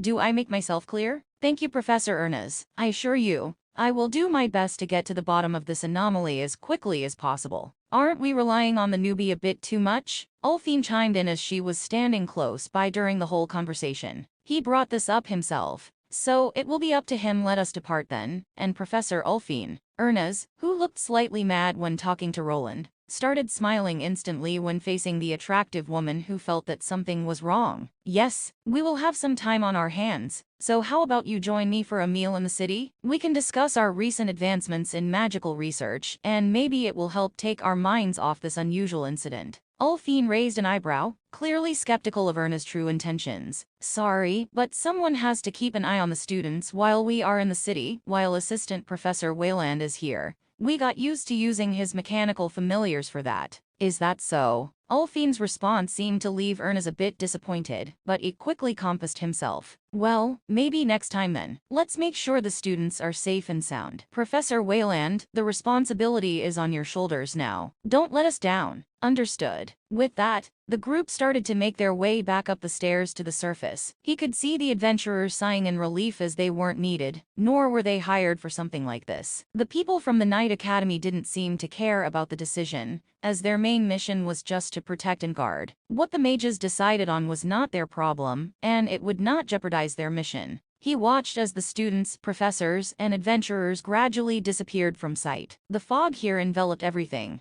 so he couldn't even see them going up the steep set of stairs. While he didn't trust the other professors nor the Knight Commander that was with them, they would probably temporarily not do anything drastic. The people that were aiming for him and Lucienne would probably focus all effort on him and only afterward go for her. Now I'm sure that Monophantom came from that direction. Once they were gone, Roland activated his detection skills and started scanning the surroundings. He needed to find any traces left over by the intruder that interfered with the siege spell casting. The dungeon was filled with eerie sounds and fog, which made data gathering a lot harder. It must have been a potent mage or an artifact, if it was able to fool everyone besides me, or both of them were lying. As Roland delved deeper into the dungeon, he thought about his situation. He was sure that Ernest was his enemy as he worked under Delore. However, he wasn't sure how much the man knew or was actively involved in the issue. It was one thing to take bribes from nobles and another to attempt an assassination on a student. I can't imagine him being fine with a baron's daughter sustaining injuries or dying while under his watch. He would take all the blame for this mishap, unless they were planning to put all the blame on me instead. There was no one here anymore, and it was just what he wanted. The people who took part in the assassination attempt would probably take this chance to attack him. He decided to take the risk as he felt that his opponents were still underestimating his abilities, and that this would probably be the last time he would get such a chance. There you are, quite a bit of you too. It took him some time to get through, but he was finally able to analyze the concealment spell. His current enemies had a mage with them or some type of artifact, using tier 3 spells. At first, he wasn't sure who was truly after him, but as he continued to scan the area, a mana pattern that he previously saved appeared. One of his old friends was here to pay a visit and probably to get back at him for his previous loss. If that guy is here, it means that the others are probably. Roland's eyes narrowed as he focused on the people that were trying to surround him. At the moment, they were keeping their distance and were probably unaware that he was able to detect them with his armor. He still had a few options on how to tackle this issue, and a decision needed to be made. I could still run, but if I do, then they'll just keep on coming. Sometimes it's better to nip it in the bud. Though this bud is already connected to a tree, it might not be enough. His previous instincts were telling him to just run. Taking Lucienne away from here while revealing his true identity was also an option. If he showed himself as her older brother, no one would be able to dismiss his concerns. However, such an action would complicate things, and would still leave a lot of things to be resolved later. The people who were trying to harm him would probably not relent and eventually appear before him or his sister Lucienne. They'll probably know that I did it, but they won't know how I did it. Finally, his mind had been made up. He already started following this path, and it was too late to stop now. His hand moved towards the robe that he was wearing to quickly take it off. It didn't really offer him much in the way of protection, and would only tear during the ensuing engagement. Soon after, he took the shield he was magnetizing to his back down and held it vertically to the ground. A darkened hole appeared on the surface of the shield into which he stuck his enforcement department robe. His shield had been made to hold most of his items and weapons. After placing the robe inside, he took out 2 items. One was his hammer staff, and the other an identical-looking shield tower shield. These swamps should be enough to hide it. The shield that he used to store his items was tossed into the shallow swamp water, while the other one took its place on his back. With his attire adjusted and his equipment ready, he started moving. His previous shield left here. After a few minutes of wondering, Roland took a deep breath and prepared himself for the confrontation that was about to unfold. The mana signatures of his adversaries were getting closer, and he was feeling a bit more tense. As he walked through the dense fog, Roland's senses were heightened. Every rustle of leaves, every distant sound echoing was taking in. Even though he had the monitoring system, he could not get lazy. Multiple people were emerging, and their numbers kept increasing. His previous assumption of them waiting in the dungeon beforehand became true. Suddenly, the first attacker emerged from the mist, a figure wearing a dark cloak. He didn't say anything, but instead launched a quick magically backed attack in his direction. It was a surge of wind magic, coming at high velocity. Roland didn't dodge as if he was expecting this attack, and just raised his shield. The blades of wind collided with the barrier of mana that was produced by the shield, but he remained standing tall. I thought knights were above surprised attacks, right, Elithes Baskerville? Sick. It was his old friend, Elithes Baskerville, the knight that he encountered during the incident at the training grounds. It was the same man, but he was wearing a superior half-plate suit of armor made of light metals. The enchantments on it were far stronger than during their first encounter, and he was not alone. Soon 2 other men wearing similar dark robes emerged to cut away his escape route. Hey, Elithes, weren't we supposed to attack him all at once? I told you that it wouldn't work. This man is dangerous. Elithes replied to one of the men that were behind him. This one was not a half-elf, but instead a human with sharp features and a calculating expression. Roland didn't recognize him, but after using his identification skill he had an answer. Name: Roman Baskerville, 225 lira. Classes: T3 Spirit Swordmaster 75 lira, T2 Spirit Swordsman 50 lira, T2 Swordsman 50 lira, T1 Sword Warrior 25 lira, T1 Warrior 25 lira. The third person was also part of the Baskerville noble family, and was the only one wearing a full suit of plate armor. He reminded Roland of Emerson, whom he had defeated before, and he was probably the tank of this group. In his right hand he held a heavy-looking polearm, and in the other a huge tower shield that was similar to his own. Name: Andreas Baskerville, 208 lira. Classes: T3 Master Shield Halberdier 58 lira, T2 Shield Expert 50 lira, T2 Halberdier 50 lira, T1 Polearm Warrior 25 lira, T1 Warrior 25 lira. Quite the lineup, and if I'm not mistaken, their mage is still hiding somewhere. These 3 seemed like his main opponents, but this wasn't all. Many other men wearing robes started emerging from within the shadows. It was clear that they brought over many of their lesser knights with them, all tier 2 and waiting for orders. While it was clear that he was outnumbered, he did not feel that he was quite outmatched. There are a lot of them, they really hold a grudge. Roland was surrounded while standing on a slightly raised patch of grass. Around him were 3 knights from an order that he knew well, each with their own unique combat styles and specialties. The animosity radiating from one of them was palpable, and the tension in the air was rising. Well, if it isn't Assistant Professor Wayland, it seems your luck has run out. Elithes Baskerville started the conversation with an intentional taunt. A smirk of superiority was plastered over his face. Roland didn't respond, but instead took his time to analyze the situation. He was surrounded by his current adversaries who came in a large group. Besides the tier 3 knights who each were on a knight commander level, there were around 30 lesser tier 2 knights. This was quite a significant threat even to him, and one person was still missing. The mage that interfered with the siege spell previously was not there. He must be hiding somewhere, either far away, or using a very potent concealment spell.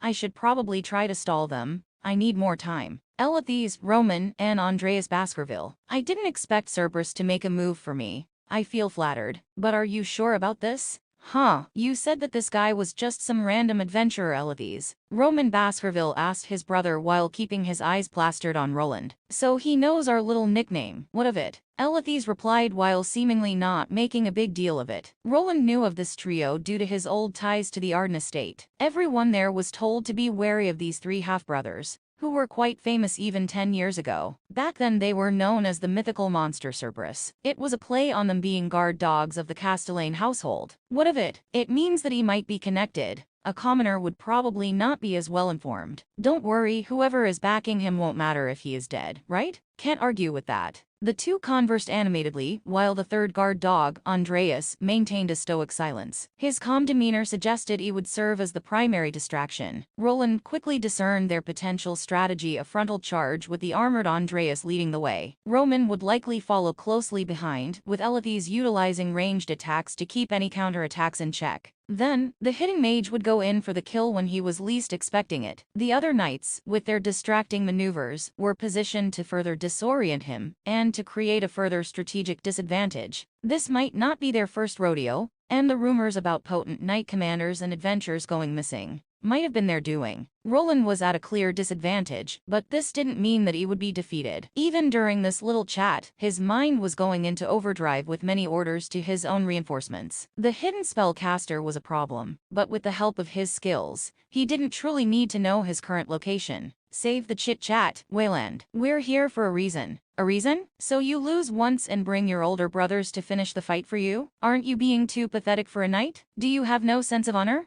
Honor. A bastard adventurer wants to talk to me of honor. Without using those trees as cover, you would have never won our previous encounter, and you know it. It seemed the grudge from their previous encounter was still fresh in the knight's mind. The half-elf was clearly enraged by the previous defeat. Everyone knew that an angry enemy was an easy enemy. Letting emotions affect a battle was a recipe for disaster, and the other members of the Knight Order knew it. Hey Elithes, he is just trying to rile you up. Calm down, he has nowhere to run. You're right, just do it. The two nodded at each other, and it was clear that the conversation was over. Before attacking, he noticed that Roman tilted his head at the other lesser knights. It was an obvious signal for something. The knights executed tactics specifically designed to counter mages, and confirmed Roland's expectations. Anti-magic powder, just like that time with an eye. It was a fundamental strategy often employed to subdue magical beasts or mages. Just like the time back in Albrook, the knights brought out pouches filled with powder, and quickly flung them in his direction. Once this powder entered the surroundings, it would make forming spells and using mana difficult. Although it also affected their own mana users, such as Elithes, he still possessed his regular swordsmanship skills, something that regular mages didn't have. Good tactics. For normal mages, they still think I'm just some regular rune mage. Roland was far from being normal, and even if the powder could mess up runic equipment,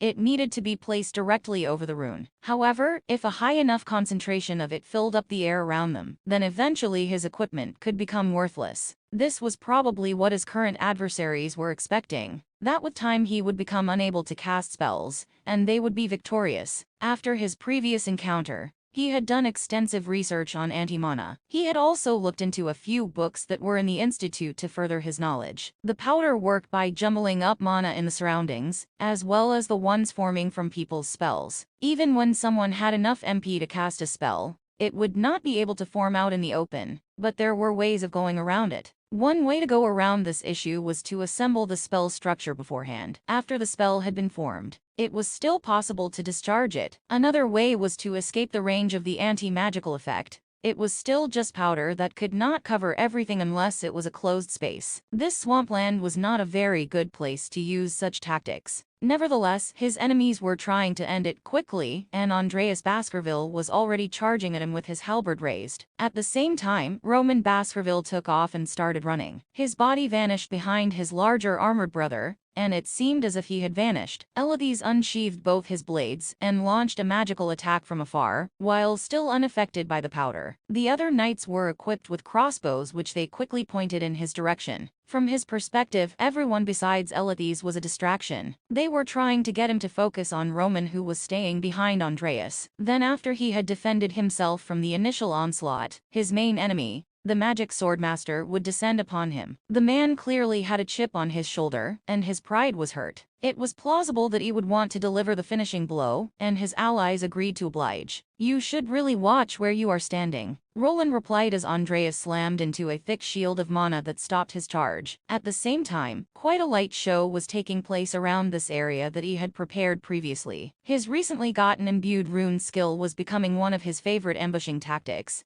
as spreading it around an area like this was just too easy. The swamp water covered up the rocks that he used, and including the ground with just his feet, was also possible. The moment the large man collided with him, a series of explosions rocked the entire area, with him remaining protected behind a large dome of mana. He had assembled it before the anti-magic powder could fill out the air and keep him from forming the spell effect. Then with the help of the ensuing shockwave, everything was blasted away in a huge inferno. "Shit! Push through!" Roman called out to his brother, who attempted to force his way through the magical shield. Some cracks appeared on the surface, but Roland didn't panic. He just took this chance to take out a deck of cards from his belt and instantly threw them up into the air. The cards started glowing with magical energy and instantly activated the magical effects they were scribed with. Haven't used scrolls in forever. With the help of the explosion that went off at ground level, most of the anti-magical powder was blown away. Even scrolls would not activate if the powder was spread fully, but as long as it was kept at bay, it was possible. His scrolls had been miniaturized to the extreme, and now had the size of regular playing cards. Soon, an explosion of various homing attacking arrow spells took shape, and they all headed towards the lesser tier 2 knights. Take cover! Ag! It was pandemonium, as the knights tried to shield themselves from the unexpected magical assault. The arrows of magical energy homed in on their targets, creating chaos within the ranks of the Baskerville Knights. Roland took advantage of the confusion and began the next phase of his battle plan, which was to escape to a safer location. "Stop that bastard! He is running away!" Elithes shouted from afar, while launching a series of ferocious magical attacks. Yet in the chaos of magical explosions and attacks, he was unable to connect with the escaping Roland. His armor shone with various runes as he buffed himself up several times. Confronting his enemies in this place that was filling up with anti-magical powder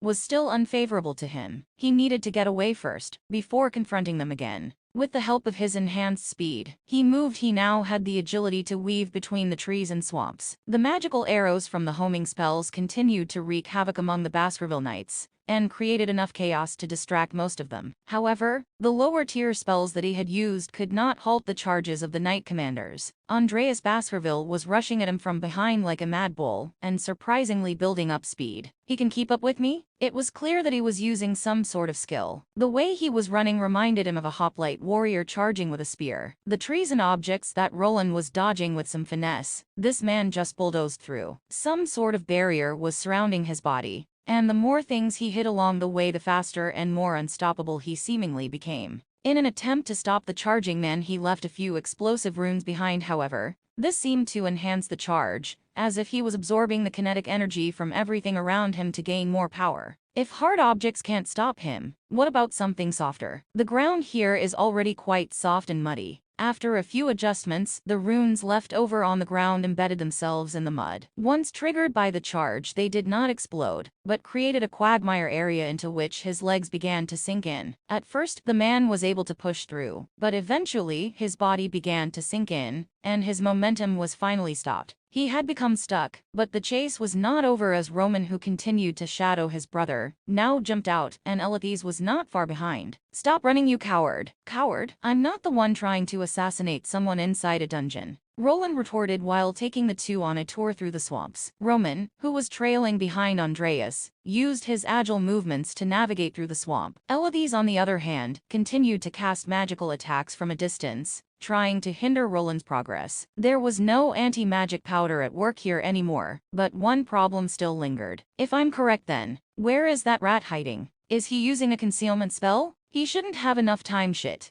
Did he go run to the dungeon exit? Quick, we must hurry. The three Baskerville Knights nodded at each other before bolting towards the entrance of the dungeon. However, while they were away, the person that they were trying to locate just walked out into the open. Those three are competent fighters, but they have no tracking skills or methods. Roland had managed to lose his three pursuers, but they headed for the dungeon exit. It would be impossible for him to sneak past them, as they probably had people guarding that area. "Will they give up if I just hide for a while?" The planned ambush had been a failure, but he wasn't sure if his enemies would just give up now. They were aware of his recording technology. If they let things go now, they were going to get exposed to the Institute. The only way of getting away would be to kill him and let his body be absorbed by the dungeon. If I don't take care of them here, they'll probably call for more people. It wouldn't be strange if they had others waiting above ground, perhaps even platinum adventurers. Things didn't look well as he could see his enemies overpowering him eventually, if he didn't do anything about it. However, before he initiated a counterattack, he was still waiting for one thing to resolve itself. For this reason, he had returned to a specific place within the dungeon and was waiting. Wayland, what's happening here? Professor Ulfine? What are you doing here? Well, I felt bad for leaving you here to take care of the anomaly, but then, I saw all of those magical explosions. What is going on? Professor Ulfine replied with concern in her voice, and Roland quickly explained the situation. He detailed the encounter with the Baskerville brothers, and their attempt to assassinate him. She listened intently, and her expression grew more solemn as Roland recounted the events. They attempt to assassinate a faculty member of the Institute? They are taking us lightly. Roland nodded at the seemingly enraged Ulfine. He then turned around to look out into the distance. There was something not quite right with the situation, and he continued to peek at his mapping device. That was showing him something peculiar. Indeed, but now tell me something, Professor Ulfine. Where did you leave your tame beast behind? Oh, Thunderclaw. He remained with the students. Is that so? Then why is he 100 meters to the east of here? Huh. Ulfine was stunned. But her surprise didn't take long as a large hammer collided with her face. She had been right behind Roland when they were talking, and was quite surprised by the unprovoked attack. The flat end of the weapon collided with her face, sending her into the distance. She collided with a nearby tree and bounced off it before landing on the ground, her neck bent at an impossible degree. Not quite human. The woman's neck was clearly broken, but she did not die. Only after Roland followed up the spell with a burst of flames did he receive the confirmation from the world system. Congratulations, you have defeated a Doppelganger 123 lira. A Doppelganger, huh? But the original isn't far behind. Reveal yourself. I know that you are there. He shouted out while pointing eastwards before firing a burst of magical energy. Instantly, a powerful growl echoed from the distance, and the beast known as Thunderclaw appeared with its master. Oh my, I guess you've seen through me. What gave me AWAY? Nothing really, but it was obvious that only a professor from the Institute would be able to interfere with a siege spell in such a way. What about Ernest? He was also there. Yes, but he doesn't have tamed beasts who can interfere from a distance and then hide themselves. Doppelgangers were creatures that could take on the shape of almost anyone. When in disguise, they became able to use skills and even spells of who they were impersonating. It was a monster that could be tamed by a magical tamer, which Ulfine was. It was probable that the creature cast the spell from quite a distance, and then transformed itself into one of the dungeon monsters. You got me, but even though you discovered my little secret, you won't be able to escape this place alive. Ulfine's words were followed up by various growls from the distance. Various other tamed monsters and beasts appeared out of the shadows. Then, to make things worse, he could see the three night idiots appearing as well. He was back to square one and surrounded yet again. However, this time he would not be holding anything back, as his trump card could be finally activated. I'm sorry to tell you this, but I'm not the one that won't be leaving this place alive, he replied while looking to the spot where he had previously discarded his original shield. It was near his location, and soon various runes were starting to glow over its surface. Huh, listen to this guy? Does he still think that he has the upper hand? Commented Roman to Roland's reply, and everyone besides Elithes chuckled. In their eyes, this man seemed finished. He was surrounded by three knight commanders who had the support of a high-level magus. While their plan with the anti-magical powder failed, they still held the upper hand. It seemed like an easy victory for them. Even though he was at a higher level and possessed superior artifacts, it made no difference. As long as the close-range fighters contained him and provided their mage with some breathing room, Ulfine and her beasts would unleash deadly magic upon him. Eventually, his mana would dwindle and he would falter. They had no doubt in their minds that they would emerge victorious. Be careful, don't underestimate him. Let's go at him together. If you say so. Roman replied to Elithes, who was seemingly taking this confrontation a lot more seriously. He had already tussled with the man known as Wayland the Enforcer, and knew that he could not be taken lightly. His two brothers on the other hand felt like this was over. They had him on a silver platter. However, just as Andreas was getting ready to charge, a voice resounded from behind them. Wait, he is doing something. This mana. What is it, mage? Don't call me that. I have a name. Just spit it out. What is it? Roman turned around towards Ulfine, who told them to not engage yet. She looked maddened by the tone of the knight, but then quickly continued talking. The mana around him, it's strange, he is trying to do something. Oh, you can feel it, replied Roland, who was getting stared at from all directions. While Thunderclaw was the biggest tamed beast, there were other feline types here with him. It seemed that Ulfine tended to recruit feline monsters. Their fur sported a variety of colors, and most of them resembled panthers or tigers. You have gathered quite a group against me, but you're not the only one that has helpers. He continued talking while something started to rise out of the swamp water, where he had discarded his shield. The trio looked there to see a rune-covered cube rising up into the air, but it wasn't alone. A spider golem followed suit after, as it had been lying dormant within the swamp. Golems, is that it? What could a few measly goal? Ulfine commented with a smug look plastered over her face, as she watched the two magical automatons rise. Everyone here knew that Roland could use golems, but they didn't think that they would pose much of a threat. Not with so many magical beasts around. In their eyes, they had the numbers as well as quality behind them. However, they did not expect that the numbers of these golemic creations would continue to increase. Hey, aren't there too many golems? How did this bastard get so many of them in here? You never said anything about this. Roman turned his head towards the mage, that was also confused by the sheer amount of metallic spiders coming out of the woodwork. Some had been hidden in the swamp waters, while others lay dormant behind trees and in the bushes. The fog in the swampland hid them well, and now they were becoming surrounded. He used a few in the academy. This is more than a few. Did you lie to us? Why would I do that? I already lost my doppelganger. Those aren't easy to tame. You better pay what you're owed after this is finished. Stop arguing and focus. They are just stupid golems. He might be able to control a few, but the rest should be easy to destroy. Roman. Fine, I'm on it. Mage, lend my brother some of those beasts. The rest of us will focus on that bastard. Elithes, who seemed to be the leader of the group, gave Roman an order. Ulfine seemed still dejected as she wasn't given a name, but after clicking her tongue she nodded. It was common sense that even a rune mage had limits when controlling a vast quantity of golems. It wasn't wrong to assume that he would be able to only control a small group that was around him, but they did not account for Roland's true class. Well, I got them here now, but will this be enough? Roland had let his shield fall into the swamp on purpose, and that purpose was to spread his golems through the dungeon. After he was gone, his shield was activated and the storage space within expanded to allow a vast quantity of golems to emerge. One by one they emerged and quickly hid in various places, one dormant and without any magic flowing through them. They were quite difficult to spot even for people with tracking classes. They were not living beings, but inanimate objects that moved with the help of runes, without mana flowing through them. Not even a mage would be able to tell that they were there. Only after he arrived here and jolted them awake with his own skill did they come to life once more. This was made possible by his weekly research into spatial runes and by his enemies underestimating him as always. He took them on a wild goose chase through the dungeon while his army rose out of the altered shield. With the help of the Institute Library, he was now able to expand the exit from his spatial runes further, and could even sustain it while he wasn't there. He even knew that in the future, it would be possible to further augment this magical technology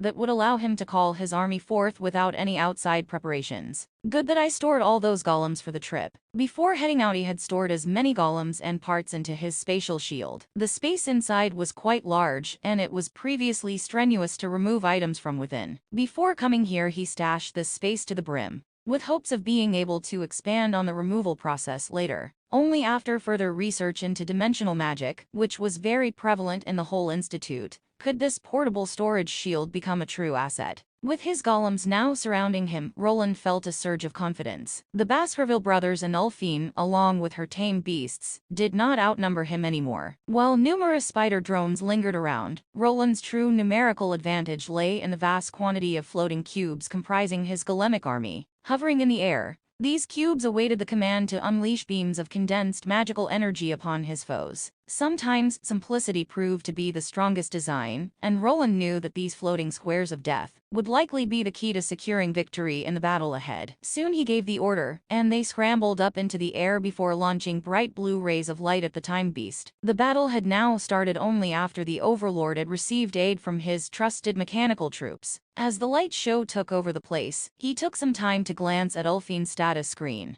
Name: Ulfine 201 Lira. Classes: T3 Master Beast Summoner 51 lira, T2 Beast Summoner 50 lira, T2 Summoner 50 lira, T1 Magic Contractor 25 lira, T1 Mage 25 lira. Now that she became his enemy, there was no reason for him to follow the Institute's rules. To no surprise, she was a summoner, someone who could conjure up and tame beasts. This large pack of murderous felines had not been there before. It was clear that she had summoned them while he was battling the knights. With the floating cubes raining down beams of magical energy upon Ulfine's tamed beasts, chaos ensued. The powerful creatures roared and snarled as they attempted to evade the deadly onslaught, but many were struck and their bodies disintegrated into nothingness. This confirmed their status as magically summoned creatures, as they would not leave behind corpses. Instead, they would turn into particles of mana and fade away to the place they were summoned from. Roland remained focused, his multiple minds calculating and strategizing as he surveyed the battlefield. The Baskerville brothers were taken aback by the sudden appearance of Roland's Golemic army. They had trouble coming to terms with the sheer amount of magical missiles coming their way. Even though they quickly regrouped, they were still forced to retreat from the onslaught. From above came the cubes. They fired self-homing mana arrow spells that were spiraling for added power. A few hits from those attacks were enough to destroy any of the summoned Tier 2 felines. To make things worse, the Golemic spiders were doing the same from the sides. Their beams were more concentrated and precise, but hitting the target wasn't that easy. Roman, who was given the order to contend with the Golemic onslaught, targeted the spiders first. Ulfine, on the other hand, focused on the large group of floating cubes, and ordered Thunderclaw to engage as well. Elithes also saw the army of golems as troublesome,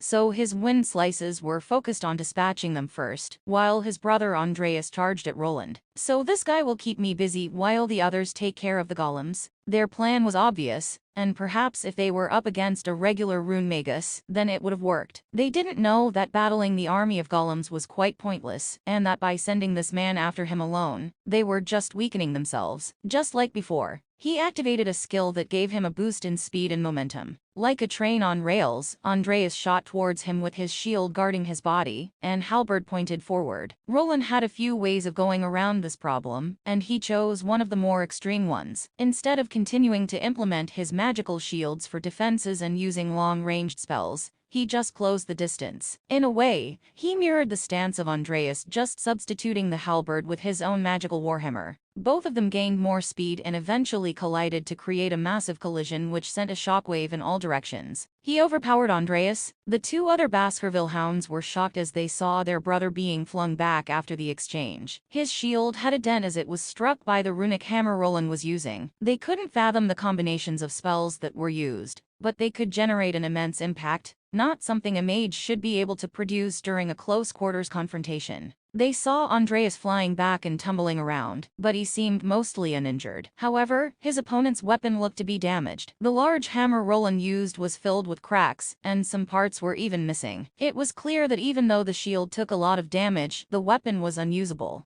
Ha, good going, Andreas. As long as his weapon is damaged, he won't be able to use it. Now let us clear out these golems. At first, it looked like their brother had failed, but the exchange was a loss. Roland's magic hammer staff had been damaged and looked unusable. Roman gloated from afar while dispatching multiple golems by himself, his tier above the capabilities of these simple magical automatons. It looked like they were quickly turning the tide in their favor. The golems and floating cubes seemed powerful at first, but they were easy to dispatch. Even when a lot of the summoned creatures were defeated in the initial ambush, as long as the golems were defeated, then so would they master. With this thought in mind, the Cerberus Knights continued, but something was strange. Their adversary wasn't doing much. What's going on? Did he give up? Is he giving up already? Pathetic. Roman gloated while Elithes was puzzled by Roland's lack of response, as the man was being quite passive. After the initial clash with Andreas, he remained somewhat passive, turtling behind some remaining golems while using ranged spells. These clashed with Ulfines and her beast, but besides the lesser feline summons, no one was really getting injured. Only after all the golems were gone, and none of the summoned beasts reminded, did Elithes realize what Roland's true plan was. What kind of skill is this? How is this possible? Suddenly, after all of the magical automatons were destroyed, they all started to rise up again. The metallic bodies that were cut into smaller pieces by both Roman and Elithes were mending themselves. The cubes came back together and continued to float, their magical batteries still mostly full. What is this sorcery? Elithes exclaimed in shock as he witnessed the golems repairing themselves. It was as if their destruction had been nothing more than a temporary setback. Roman paused in his assault, his expression twisting into one of frustration as he realized their efforts had been in vain.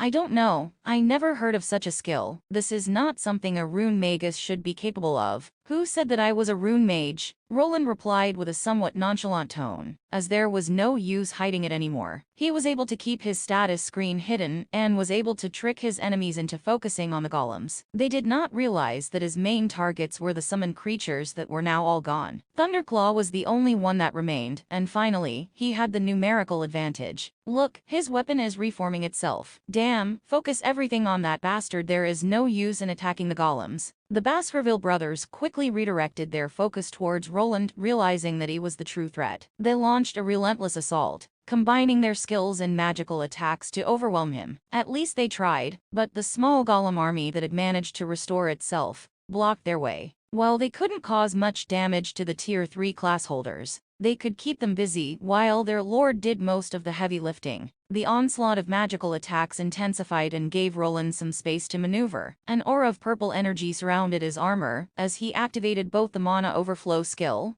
and the Overlord's Might skill. Now armed with a tremendous boost to all of his stats and an almost bottomless reserve of mana, it was time to make his stand. His first target was the enemy support unit, which in this case was Professor Ulfine. Defeating the enemy magician was one of the most basic tactics. With a burst of speed encoded in various buffing spells, he shot towards Professor Ulfine in a similar fashion to how Andreas charged at him. Thunderclaw, her tamed liger, stood in his way, but it would not be enough to stop him. Even though he growled and created a torrent of storm energy to block his path, it could not stop him. Roland's eyes narrowed as he closed in on Ulfine, his warhammer crackling with magical energy and his shield producing a veil of mana that could not be pierced through. In a burst of speed, he appeared before her, his hammer swinging from the side and aimed directly at her body. Just like any other mage, close-range combat was not her forte, and her only choice was to activate protective artifacts. Using non-runic artifacts was a good idea, but you miscalculated slightly. And no. With a swift motion, Roland swung his weapon, which unleashed a devastating shockwave of electrical energies. Ulfine expected it to collide with a layer of magical shields, but for some reason, they weren't working. Even though all of them prepared countermeasures against a rune mage, he was still able to affect their enchanted equipment. It was as if all artifacts were forced to do his bidding. Thunderclaw the Liger tossed himself to protect his master and received the hit directly for her. Instantly, a massive magical discharge shook the entire dungeon, and even caused the high ceiling to tremble. Ulfine watched in horror as her beloved Thunderclaw had his head turned to mush by the magical weapon.